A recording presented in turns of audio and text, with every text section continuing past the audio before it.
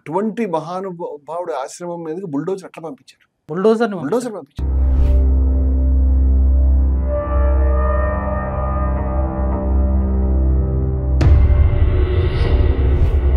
అనేక చోట్ల ఇప్పటికే కట్టడాలన్నీ కూల్చబడ్డాయి. అన్ని కట్టడాలు కూర్చడానికి కూడా ఉత్తర్వులు రావడం అనేది జరిగింది. ఎలా పంపించారు? ఖచ్చితంగా అటవీ శాఖ మంత్రి పవన్ కళ్యాణ్ రిజైన్ చేయాలి.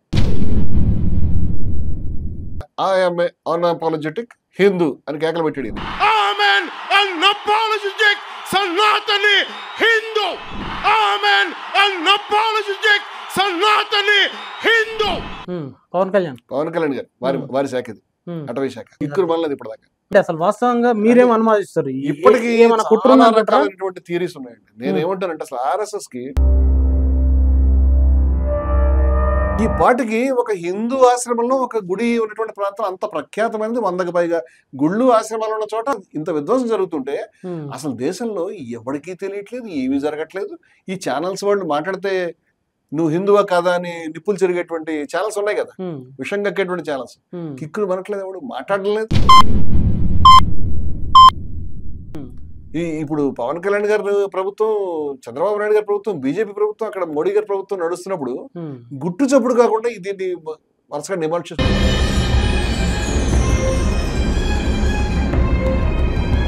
రోడ్లు మీకు వచ్చి నువ్వు చర్చిలు పెట్టడానికి అక్కడ కొలగొట్టించావు, లేకపోతే మసీదులు కట్టడానికి కొలగొట్టించావు, నువ్వు దుర్మార్గుడివి, హిందూ మతాన్ని వీళ్ళు వ్యతిరేకులని ఊరూరు ర్యాలీ చేసేటువంటి వాళ్ళు వాళ్ళకి గుట్టు చప్పుడు కాకుండా, కిక్కులు మనకుండా, ఈ ఇష్యూ కాకుండా ఎలా పోయింది?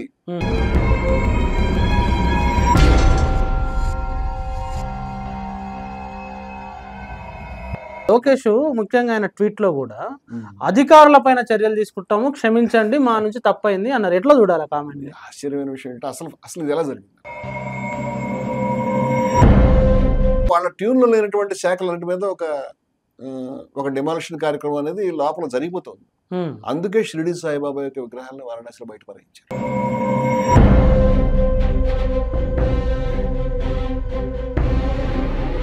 మీకు గుర్తుందా బండి సంజయ్ గారు ఏమన్నాడు? తవ్వండి, తవ్వితే లింగం వస్తే మాది, సమాధి వస్తే మీద అన్నాడు. స్వీకరించండి. ఈ తెలంగాణ రాష్ట్రంలో చాలా మసీదులను తవ్వి చూద్దాం. మసీదులను తవ్వి చూస్తే ఆడ శవాలు వెళ్తే మీరు తీసుకోండి, శివం వెళ్తే మాకు అప్పగించండి. ఇక్కడ సమాధి ఉంది. ఇప్పుడు వీళ్ళు ఎక్కడైతే డిమాలిష్ చేస్తారో అక్కడ సమాధి ఎవరిది? కాశీనాథ్ గారిది. ఆ మహనీయుడి యొక్క సమాధి ఉంది. అవధూతలకు సమాధులు ఉంటాయి, రమణ మహర్షికి సమాధి ఉంది, చాలా మంది మహనీయులకు సమాధి ఉందని సంజయ్ గారికి తెలుసు, నాకు తెలియదు. ఇదే హిందూ మతం కాదంతా మేము ఒప్పుకోం. బొట్టు ఇలాగే పెట్టుకోవాలి, ఇలాగే నుంచోవాలి, జై శ్రీరామ్ ఇంకోటి చేయాలి. నేను చెప్పాను అనేక సంప్రదాయాలు ఉన్నాయి.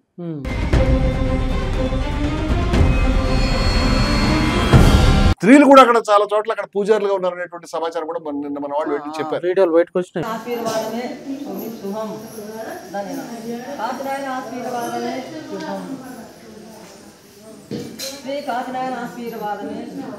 స్త్రీలు పూజారులుగా ఉన్నట్టు ఎక్కడ చూడలేదు మేము. ఇంత అద్భుతమైనటువంటి ప్రజాస్వామిక సాంప్రదాయం ఉన్నటువంటి వ్యవస్థను మీరు కనుక చేయేస్తే రాష్ట్రాన్ని అలా కల్లోలం చేస్తాం.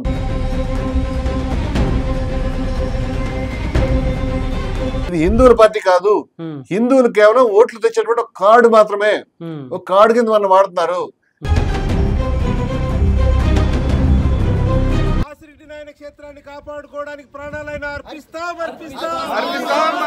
Welcome to trigger with Sundar.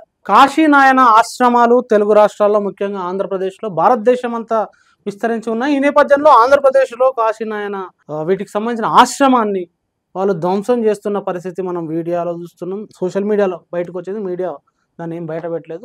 ఎవరైతే లోకేష్, అక్కడ మంత్రిగా ఉన్న లోకేష్ కూడా క్షమాపణ చెప్తూ ఒక ట్వీట్ చేశారు.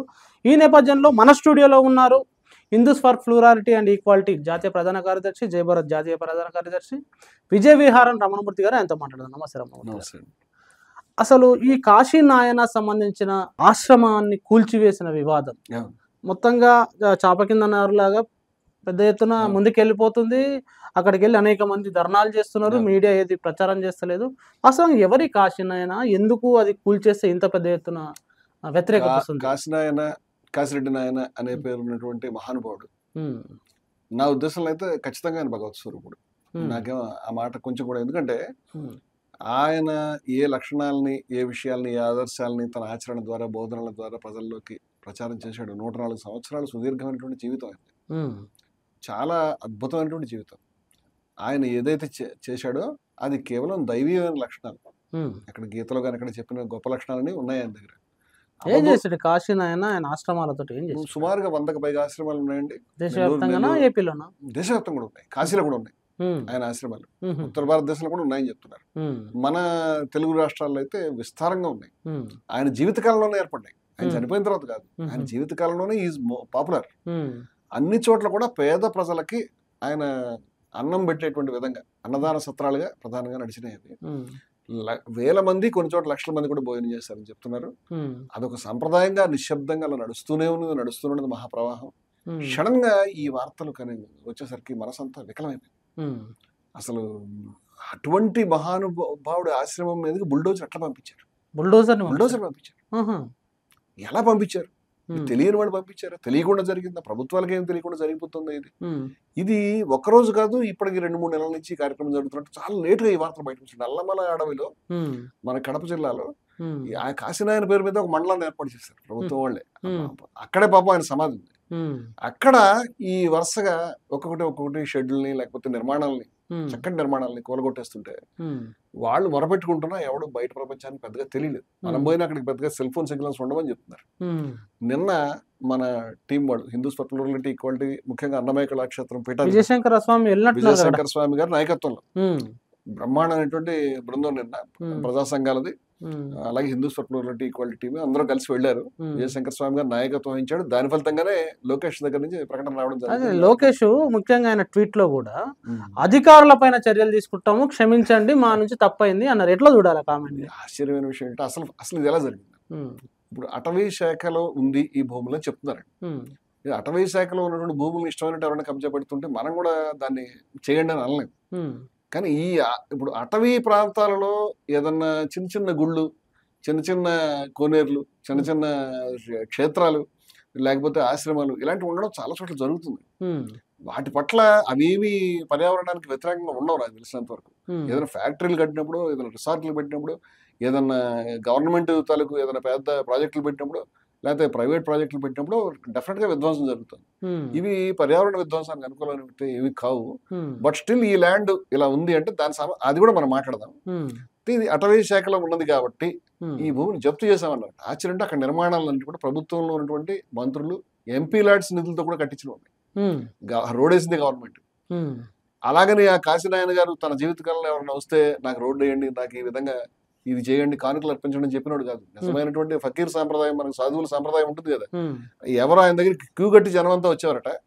ఆ క్యూలు కట్టి జనం అంతా వచ్చేది ఆయన దగ్గర తిట్లు తింటాక. ఆయన కాళ్ళు పట్టుకుంటే నువ్వు ఎందుకు నా కాళ్ళు పట్టుకుంటావు అని గట్టిగా అరిచేవాడు, తిట్టేవాడు. తిట్టి నువ్వు పేదలకు ఏమైనా చెయ్యి. ఇప్పుడు మనకి వివేకానందుడు చెప్పాడు కదా, దేవుణ్ణి కావాలంటే నువ్వు ఈ దరిద్ర నారాయణుల సేవ చేయండి, లక్షల మంది ఉన్నటువంటి అన్నార్థులకు సేవ చేయండి అని చెప్పిన ఫిలాసఫీ అనమాట ఆయన. అసలు ఇప్పుడు నేను అడిగేది అంటే 2 ప్రభుత్వాలు, డబుల్ ఇంజిన్ ప్రభుత్వం, కేంద్రంలోను రాష్ట్రంలోను. ఇక్కడ కూటమి ప్రభుత్వం, అక్కడ వారి ప్రభుత్వం. తర్వాత ఐఎంఏ అన్అపాలజెటిక్ హిందూ అని కేకలు పెట్టాడు ఈయన పవన్ కళ్యాణ్ గారు. వారి శాఖ ఇది, అటవీ శాఖ. పవన్ కళ్యాణ్ కిక్కురు మళ్ళీ ఇప్పటిదాకా ఆయన నుంచి ఏ ప్రకటన రాలేదు. ఎక్కడో మన స్టాలిన్ గతంలో ఉదయనిధి స్టాలిన్ చేసినటువంటి ప్రకటన మీద ఆయన అది జరిగినటువంటి మళ్ళీ చాలా నెలలు గడిచిన తర్వాత ఎప్పుడో ఆయన గుర్తొచ్చినప్పుడు ఈ తిరుపతి లడ్డు వివాదాన్ని ఒక పొలిటికల్ వివాదంగా తీసుకొచ్చి పబ్లిక్ ని కన్ఫ్యూజ్ చేయడానికి చంద్రబాబు నాయుడు గారు దాన్ని 3 నెలల తర్వాత ఎప్పుడో తీసారు రిపోర్ట్ ని. ఇది కల్తీ జరిగిందని అందరి మనసులో చేయడం, దాని మీద మళ్ళీ సుప్రీంకోర్టులో అది ఉండడం, సుప్రీంకోర్టు కూడా పిచ్చి మాట్లాడడానికి వార్నింగ్ ఇచ్చిన తర్వాత కొంత కంట్రోల్ అయ్యారు. అప్పుడు ఒక వేషం వేసుకుని ఆయన హడావిడిగా తిరుపతి బయలుదేరి వెళ్ళి ఐఎమ్ అన్అపాలజెటిక్ హిందూ అని కేకలు పెట్టాడు. ఏమయ్యాడు ఇప్పుడు? నీ ప్రభుత్వంలో నీ మంత్రిత్వ శాఖలో లోకేష్ ఎందుకు మాట్లాడలేదు? Why not Pawan Kalyan? కేంద్ర ప్రభుత్వం అటవీ శాఖ చెప్పిన కేంద్ర ప్రభుత్వానికి తెలియకుండా, మరి రాష్ట్ర ప్రభుత్వానికి తెలియకుండా, రాష్ట్ర మంత్రి గారికి తెలియకుండా ఏదో చిన్న చిన్న అధికారులు 3 నెలల నుంచి వరుసగా డిమాలిషన్స్ చేసుకుంటూ వెళ్తున్నారంటే ఎవరు నమ్ముతారు ఈ విషయాన్ని? అంటే దీని వెనకాల డిజైన్ ఏంటి అసలు వాస్తవంగా మీరేం అనుమానిస్తారు? ఇప్పటికీ రకాలైనటువంటి థియరీస్ ఉన్నాయండి. నేను ఏమంటానంటే అసలు ఆర్ఎస్ఎస్ ఇప్పుడు మదర్ కదా, రాజగురు అదే కదా, గురువు గారి ఉన్నటువంటి రాజుగారి గురువు అదే కదా. మాకు మొదటి నుంచి ఉన్నటువంటి ప్రాబ్లం ఏంటంటే మేము Hindus for plurality and equality పెట్టుకున్నాం. బహుళత్వము, అసలు భారతదేశంలో బహుళత్వం హిందూ మతంలో బహుళత్వం ఉందని ఆర్ఎస్ఎస్ ఆమోదించదని మాకు అనుమానం. అందుకని ఈ ట్యూన్లో వాళ్ళ ట్యూన్లో లేనటువంటి శాఖలన్నిటి మీద ఒక డిమాలిషన్ కార్యక్రమం అనేది లోపల జరిగిపోతుంది. అందుకే షిరిడి సాయిబాబా యొక్క విగ్రహాలను వారణాసిలో బయట పరగించారు. ఇది వాళ్ళు పైకి ఒప్పుకోరు, కానీ ఈ 10 తలలో 1000 తలలో ఉన్నటువంటి డెమన్ అంచేత ఒక తల ఏం చేస్తుందంటే విషం కక్కుతూ ఉంటుంది. దుర్మార్గులు షిరిడి సాయిబాబా విగ్రహాలకి దాన్ని తీసుకెళ్లి గంగలో పడేశారు. గుండెలు అవిసిపోతాయి, చూస్తే మనకు చాలా కష్టం అనిపిస్తుంది, వికలమైపోతుంది మనసు. ఆయన దైవస్వరూపుడు పాపం. ఇప్పుడు షిరిడి సాయిబాబా నెక్స్ట్ బ్రహ్మకుమారిస్ మీదకి వచ్చారు. వాళ్ళ కొన్ని విశ్వాసాల పద్ధతుల్లో వాళ్ళు ఉన్నారు, వాళ్ళ మీద దాడి. తర్వాత ఇంకో చోట జరిగింది. ఇప్పుడు ఇది అసలు అవధూతలు, పీఠాలు, సమాధులు, అచల సాంప్రదాయాలు, అనేక సాంప్రదాయాలు, ఎన్నో సాంప్రదాయాలు ఉన్నాయి హిందూ మతం. వాళ్ళకి తెలుసా? మీకు గుర్తుందా బండి సంజయ్ గారు ఏమన్నాడు? తవ్వండి, తవ్వితే లింగం వస్తే మాది, సమాధి వస్తే మీద అన్నాడు. ఇక్కడ సమాధి ఉంది. ఇప్పుడు వీళ్ళు ఎక్కడైతే డిమాలిష్ చేస్తారో అక్కడ సమాధి ఎవరిది? కాశీనాథ్ గారిది. ఆ మహనీయుడి యొక్క సమాధి ఉంది.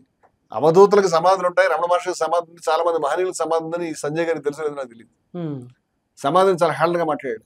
సూఫీలకి సమాధులు అంటే హిందువుల్లో కూడా అవధూతుల్లో సమాధులు ఉన్నాయి. ఈ సంప్రదాయాల మీద వాళ్ళకి అవగాహన లేదు. వాళ్ళకి తెలిసిన ఒక చిన్న మోడల్ హిందూ మతాన్ని దాన్ని జనరలైజ్ చేసే ప్రయత్నం వాళ్ళు చేస్తున్నారు. ఇదే హిందూ మతం కాదంతా మేము ఒప్పుకోం, బొట్టు ఇలాగే పెట్టుకోవాలి, ఇలాగే నుంచోవాలి, జై శ్రీరామ్ ఇంకోటి చేయాలి. నేను చెప్పాను అనేక సంప్రదాయాలు ఉన్నాయి. అంటే అవధూత సంప్రదాయంలో వారు శివుడి విగ్రహాన్ని, అన్నపూర్ణ విగ్రహాన్ని, అనేక విగ్రహాలతో చక్కటి ఆలయాలను డెవలప్ చేశారు. దాన్ని ఏమి నేను తప్పట్టట్లేదు. దాన్ని ఈ నాథ సంప్రదాయం, అవధూత సంప్రదాయం దాని లోతు కడితే చాలా మంది బయటకు వస్తారు. అసలు హిందువులు ముస్లింస్ కలిపి నడిచినటువంటి అనేక సంప్రదాయాలు. మీకు అచల సాంప్రదాయంలో అనేక మంది ముస్లింస్ చక్కగా అచల సాంప్రదాయం బోధ చేసేటువంటి వాళ్ళు ఇవాళకి ఉన్నారు, కడపలో ఉన్నారు. రాయలసీమ అద్భుతమైన ప్రదేశం అండి, అక్కడ ఎన్నో సంప్రదాయాలు ఉంటాయి. ఇప్పుడు నాకు అనుమానం ఏంటంటే, ఇట్ జస్ట్ డౌట్, ఎందుకంటే ఈ పాటికి ఒక హిందూ ఆశ్రమంలో ఒక గుడి ఉన్నటువంటి ప్రాంతం అంత ప్రఖ్యాతమైనది, 100కి పైగా గుళ్ళు ఆశ్రమాలు ఉన్న చోట, ఉత్తర భారతదేశంలో ఉన్న చోట ఇంత విధ్వంసం జరుగుతుంటే అసలు దేశంలో ఎవరికీ తెలియట్లేదు, ఏమీ జరగట్లేదు. ఈ ఛానల్స్ వాళ్ళు మాట్లాడితే నువ్వు హిందువా కాదా అని నిప్పులు చెరిగేటువంటి ఛానల్స్ ఉన్నాయి కదా, విషం కక్కేటువంటి ఛానల్స్, కిక్కులు మనట్లేదు, ఎవడు మాట్లాడలేదు. ఇప్పుడు పవన్ కళ్యాణ్ గారి ప్రభుత్వం, చంద్రబాబు నాయుడు గారి ప్రభుత్వం, బీజేపీ ప్రభుత్వం, అక్కడ మోడీ గారి ప్రభుత్వం నడుస్తున్నప్పుడు గుట్టు చప్పుడు కాకుండా దీన్ని వరుసగా డిమాండ్ చేసినట్టు వెళ్ళారు. నిన్న మేము పెద్ద ఎత్తున టీం అక్కడ హిందువుల ప్రతినిధులం అనే పేరుతోటి, హిందువుల పేరుతోటి వాళ్ళు ఓట్లాడుతున్నారు. హిందువుల అనే పేరుతోటి పవన్ కళ్యాణ్ కూడా వేషం కట్టుకొని ఇప్పుడు జగన్మోహన్ రెడ్డి ప్రభుత్వం, అక్కడ కాంగ్రెస్ ప్రభుత్వం ఉంటే వీళ్ళు రోడ్డు మీద ఉండే లెక్క, దాన్ని వాడుకోవడానికి అయితే వెనకాడు. వాళ్ళు మేము హిందూ ప్రభుత్వం ఇంకా ఏమనేవారంటే అక్కడ ఎందుకు హిందూ సంబంధించిన ఆశ్రమాన్ని వాళ్ళు కూడా కొడుతున్నారు. నేను జగన్మోహన్ రెడ్డికి అనుకూలం కాదు, కాంగ్రెస్ కి అనుకూలం కాదు. వాళ్ళు చాలా తప్పులు చేశారు. నేను ఎప్పుడూ ఓన్ చేసుకున్నాను. నేనేమంటానంటే ఇది మాత్రం ఈ మతపరమైన వివక్ష తప్పదు. జగన్ ప్రభుత్వ హయాంలో ఇలాంటి తప్పు జరిగి ఉంటాయి. రోడ్లు మీకు వచ్చి నువ్వు చర్చిలు పెట్టడానికి అక్కడ కొలగొట్టించావు, లేకపోతే మసీదులు కట్టడానికి కొలగొట్టించావు, నువ్వు దుర్మార్గుడివి, హిందూ మతానికి వీళ్ళు వ్యతిరేకులని ఊరూరు ర్యాలీ చేసేటువంటి వాళ్ళు వాళ్ళకి గుట్టు చప్పుడు కాకుండా, కిక్కులు మనకుండా, ఈ ఇష్యూ కాకుండా ఎలా పోయింది మీకు తెలియట్లేదా ఈ విషయాన్ని? మేము నిన్న వెళ్ళిన తర్వాత మేము అక్కడ చెప్పాం, గవర్నమెంట్స్ అధికారులు కాదు, గవర్నమెంట్ రిజైన్ చేయాలి. గవర్నమెంట్ ఖచ్చితంగా అటవీ శాఖ మంత్రి, గవర్నమెంట్ కాదు మంత్రి, పవన్ కళ్యాణ్ మంత్రి బాధ్యత తీసుకోవాలని కోరుకుంటాను నేను. పవన్ కళ్యాణ్ ఈ సారీ చెప్పడం ఏంటి? ఎవరు సంబంధం లేని మంత్రి సారీ చెప్తాడు ఎందుకు? అలాగే కేంద్ర ప్రభుత్వం దీంట్లో ఏముంది మీరు చెప్పండి, మాకు తెలియట్లేదు. ఓకే, మీరు చెప్పండి ఎందుకు కూలగొట్టించారు? ప్రభుత్వాలు 3 నెలల నుంచి కాశీనాయన దగ్గర, ఆయన ప్రధానమైనటువంటి సమాధి ఉన్నటువంటి క్షేత్రం కాశీనాయన మండలం ఉన్న దగ్గర ఎవరికి సంబంధం లేకుండా బుల్డోజర్ పెట్టి కూలగొట్టుకుంటూ వెళ్తారా? అంటే మంత్రికి ఏమి తెలియదా? ఇది ఓన్లీ అధికారులు చేస్తున్నారా? ఇప్పుడు దీన్ని అసెంబ్లీ వేదిక మీరు చెప్తారా? దీన్ని ఎలా అంగీకరిస్తాం? 2, ఇప్పుడు లోకేష్ గారు ఇచ్చినటువంటి ట్వీట్ లో కూడా ఒక అభ్యంతరం. ఆయన ఏమంటే నా డబ్బులతో కడతాను కదా. అంతకుముందు ఎవరు డబ్బులతో కట్టారండి? అంతకుముందు కూడా కాశీనారాయణ గారు డబ్బులు కాదు అవి. ఆయన మహానుభావుడు, సన్యాసి, సర్వసంగ పరిత్యాగ, ఆయనకి డబ్బులున్న మనిషి కాదు. ఆయన భక్తులు ఎవరో ఒకళ్ళు ముందుకు వచ్చి కట్టినవి, లేకపోతే ప్రభుత్వాధినేతలు కట్టినవి, ఎంపీ లాడ్స్ ఫండ్స్ తో కూడా కట్టారని చెప్తున్నారు. ఇప్పుడు ఈ కట్టిన తర్వాత నువ్వు కూలగొట్టావు, రేపు లోకేష్ గారు కూడా మళ్ళీ కూలగొట్టడానికి గ్యారంటీ. అంచేత దీనికి పట్టా అనేటువంటిది సక్రమమైన పద్ధతిలో ఆ ట్రస్ట్ కానీ దానికి కానీ అందించాల్సిన అవసరం ఉంది. భవిష్యత్తులో ఎవరు కాశీనాయన ఆశ్రమం జోలికి ఇదే విధంగా మీరు వెళ్తే, ఈ ట్వీట్ తోటి నేనైతే హ్యాపీగా ఏమి లేను. మంచిదే, వారికి ఆ రియలైజేషన్ కలిగితే లోకేష్ గారిని అభినందిస్తాను నేను. కానీ మీరు చేయాల్సింది మీరు కట్టడం గురించి మాత్రమే కాదు, ఇది రెగ్యులరైజ్ చేయాలి మీరు ఈ పట్టాన్ని. అటవీ శాఖకు సంబంధించి గతంలో ఎన్నో నియమాలు ఉండేవి, ఇప్పుడు మార్చారు రూల్స్ అండ్ రెగ్యులేషన్స్. గతంలో అయితే చాలా అటవీ శాఖ దగ్గర నుంచి నాన్ ఫారెస్ట్ పర్పస్ కి ఫారెస్ట్ ల్యాండ్ యూజ్ చేస్తే ఏ విధంగా దానికి ఏ రకమైన కంపెన్సేషన్స్ ఉన్నాయి, ఏ రకమైన ప్రొసీజర్ ఉంది, గతంలో టైట్ ప్రొసీజర్. మోదీ హయాంలో దాన్ని కొంచెం మార్చారు. మంచిది చెడ్డదో అది వేరే ఇష్యూ, దాని జోలికి నేను పోవట్లేదు. కానీ ఆ ప్రొసీజర్ని మీరు స్ట్రిక్ట్గా ఫాలో అయ్యి దానికి అవసరమైతే అంత ల్యాండ్ని, అంతకంటే ఎక్కువ ల్యాండ్ని అటవీ శాఖ వారికి అందించి, వారికి అవసరమైతే కంపెన్సేషన్ ప్రభుత్వమే చెల్లించి, ఈ కాశీనాయన ఆశ్రమాన్ని భవిష్యత్తులో కూడా ఎవరికి కన్నెత్తి చూడకుండా ఇదే విధంగా ఆ ఆశ్రమాలన్నీ నడిచే విధంగా, ఆ మహనీయుడు ఆశయం నెరవేరే విధంగా జరగకుండా ఏదన్నా ఆటంకం జరిగితే, ఏదన్నా కనుక ఇదే పద్ధతిలో వెళ్తే, మేము చెప్తున్నాము ప్రజాస్వామికవాదులతోటి ఒక్కళ్ళు కాదు, ఎస్సీలు, బీసీలు, ఎస్టీలు, ఆయన ఏమి కులత, ప్రతి ఒక్క మనిషి వెళ్ళొచ్చు, ఎవరైనా పడుకోవచ్చు, ఎవరైనా భోజనం చేయొచ్చు. ఈ వాతావరణం అన్ని చోట్ల కూడా లేదు. అంత గొప్ప ఆశ్రమం, అంత గొప్ప ఆశయం. స్త్రీలు కూడా అక్కడ చాలా చోట్ల అక్కడ పూజారులుగా ఉన్నారు అనేటువంటి సమాచారం కూడా నిన్న మన వాళ్ళు చెప్పారు. స్త్రీలు పూజారులుగా ఉన్నట్టు ఎక్కడ చూడలేదు మేము. ఇంత అద్భుతమైనటువంటి ప్రజాస్వామిక సాంప్రదాయం వ్యవస్థను మీరు కనుక చేయేస్తే రాష్ట్రాన్ని అలా కల్లోలం చేస్తాం. ప్రజాస్వామిక శక్తుల్ని కలుపుకుని, హిందువుల్ని కలుపుకుని, హిందూ మతం మీద జరుగుతున్న దాడిని మీరు కేవలం రాజకీయ పర్పస్కే మాట్లాడతారు. మీరు కేవలం అధికారంలో రావడానికి మాట్లాడతారు, అధికారంలో రావడానికి సభలు పెడతారు, అధికారంలో రావడానికి యాత్రలు చేస్తారు. మీ ప్రైమ్ మినిస్టర్, మీ రాజకీయ పార్టీలు మీరు హిందూ మతానికి దూరంగా ఉంటే మంచిది. మీకు అవసరమైనప్పుడు వాడుకుంటారు, మీ ప్రభుత్వం కాకపోతే వాడరు. ఈ రాజకీయం ఎప్పుడైతే వచ్చిందో మతానికి ఏ మతంగా భ్రష్టు, హిందూ మతం అయినంతే, ముస్లిం మతంలో అయితే రాజకీయ నాయకులు ఒకసారి వచ్చిన తర్వాత భ్రష్టు పట్టిస్తున్నారు వ్యవస్థని. నేను హిందువులకి, ముస్లింలకి గతంలోనే అప్పీల్ చేస్తాను, మళ్ళీ అప్పీల్ చేస్తాను. ఎందుకంటే రాజకీయ పార్టీలను దూరం పెట్టండి. ఇది మన పార్టీ కాదు, ఇది హిందువుల పార్టీ కాదు. హిందువులు కేవలం ఓట్లు తెచ్చేటువంటి ఒక కార్డు మాత్రమే, ఒక కార్డు కింద మనం వాడుతున్నారు. వీళ్ళు ఏమైనా చేయనివ్వండి. కాశీనారాయణ ఆశ్రమాన్ని యథాతథంగా పునరుద్ధరించకపోతే ఇవాళ విజయశంకర స్వామి గారు అన్నమయ్య గృహసాధన సమితి గురించి మేము ఉద్యమం చేసాం. 11.5 లక్షల సంతకాలు చేయించి యాత్ర చేసినటువంటి మనిషి ఆయన. నిన్న ఆయన వార్నింగ్ ఇచ్చాడు, 17వ తారీఖు బ్రహ్మాండమైనటువంటి సభ పెడుతున్నాడు ఆయన.